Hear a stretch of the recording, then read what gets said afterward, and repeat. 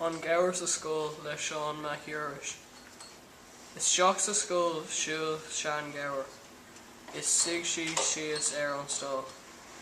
Tóg sé fód os lear na tine. Is dis sé é mar lán. As a fóca thug sé leabharín grin.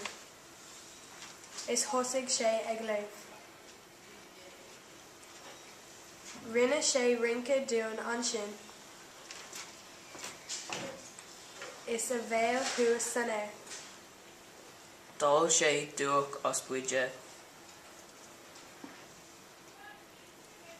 Is thaithin sé leis neoid. Chuir sé píopa cré na bhéal. Is cá sé é go beo. Ag dul amach an doras dó, chuig sé súil amháin. Is iontach an áit ar scóil ar sé ach bearlam bheith i parc. Is iontach an áit ar scóil ach bearlam bheith i barc.